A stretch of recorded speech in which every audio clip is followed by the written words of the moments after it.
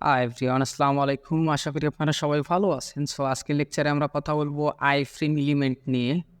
So iframe বলতেই বোঝা যাচ্ছে যে এটা একটা ফ্রেম রিলেটেড কোনো কিছু হবে। হ্যাঁ, আপনারা ঠিকই ধরতে পারছেন। আইফ্রেম বলতে মূলত একটা ওয়েব পেজের মধ্যে একটা সার্টেন ফ্রেমের মধ্যে অন্য একটা কোনো ওয়েব পেজকে আপনি শো করান। আরেকটু ক্লিয়ারলি যদি বলি, আপনার কোনো একটা ওয়েব পেজের সার্টেন এরিয়ার মধ্যে আপনি চাচ্ছেন অন্য কোনো একটা ওয়েব পেজ আপনি আপনার ওয়েবসাইটে শো করাবেন। সেক্ষেত্রে মূলত আইফ্রেম এলিমেন্ট ব্যবহার করে সেটা করা হয়ে থাকে এবং অ্যাট্রিবিউট হিসেবে ম্যান্ডেটরি অ্যাট্রিবিউট হচ্ছে সোর্স লাগেই। ইমেজের ক্ষেত্রে আমরা সোর্স অ্যাট্রিবিউট দেখেছিলাম, তাই না? কোথা থেকে সোর্স করে নিয়ে আসি। আইফ্রেমের ক্ষেত্রেও আমরা বাইরে থেকে কি করি, সোর্স করে নিয়ে আসবো। কোনো ইউআরএল সোর্স করে নিয়ে আসি, আমরা আমাদের ফ্রেমের ভিতরে রেখে দিব এবং ওই ইউআরএলে বা ওই পেজটা আমাদের এই ফ্রেমের মধ্যে শো হবে। আমরা প্র্যাকটিক্যাল এক্সাম্পল নেব। তার আগে বাকি আরও 3টা অ্যাট্রিবিউট সম্পর্কে বলে নেই। টাইটেল অ্যাট্রিবিউট মূলত দেওয়া হয় স্ক্রিন রিডার বা গুগল স্কলারের জন্য বোঝার ক্ষেত্রে একটা টাইটেল অ্যাট্রিবিউট দেওয়া হয়। মূলত গুড প্র্যাকটিসের ক্ষেত্রে তো মাস্ট বি দিতেই হবে। এবং হাইট এবং উইথ দ্বারা মূলত ফ্রেমের হাইট এবং উইথ নির্ধারণ করে দেওয়া হয়। যদিও আমরা সিএসএস দিয়ে এই জিনিসগুলো করবো, তারপরেও আমরা যেহেতু অ্যাট্রিবিউট ব্যবহার শিখেছি সেহেতু আমরা এখানেই প্র্যাকটিস করে দিই। চলে আসলাম আমাদের ভিজুয়াল স্টুডিও কোডে এবং নতুন একটা ফাইল ক্রিয়েট করতেছি এবং আমরা ফাইলের নাম দিচ্ছি বেসিকের আন্ডারে আমরা একটা ফাইল ক্রিয়েট করব এবং নাম দিচ্ছি iframe.html। দেন প্যানেলটা হাইড করে দিচ্ছি, আমরা বয়লার প্লেট নিয়ে নিচ্ছি, টাইটেল চেঞ্জ করে বলতেছি ছোট হাতের দিই আইফ্রেম এলিমেন্ট। দেন আমরা আইফ্রেম একটা নেওয়ার জন্য কি করব, তুমি আইফ্রেম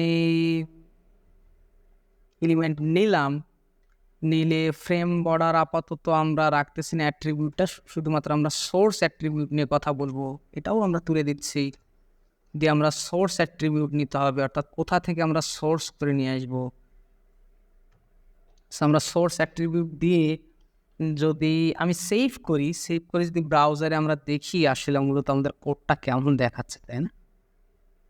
চলে আসছে আমাদের ব্রাউজারে, দেখতে পাচ্ছি একটা ফ্রেম তৈরি হয়েছে, তাই না? একটা ফ্রেম তৈরি হয়ে গেছে। সো এই ফ্রেমের মধ্যে কি চাচ্ছি, আমরা অন্য একটা কোনো ওয়েব পেজকে শো করাবো। ফর এক্সাম্পল আমি যদি আবারও এমডিএনে যাই, গিয়ে যদি এমডিএনের ডক্সের এই লিঙ্কটা কপি করে যদি আমি চাচ্ছি যে এই যে ওয়েব পেজটা আছে এই পুরো ওয়েব পেজটা আমার এই ছোট্ট একটু ফ্রেমের মধ্যে শো করাবো, অর্থাৎ স্ক্রল করতে পারবে এতটুকু এরিয়ার মধ্যে আমি এই পুরো ওয়েব পেজটা আমি দেখাবো বা পুরো ওয়েবসাইটটাই আমি দেখাবো।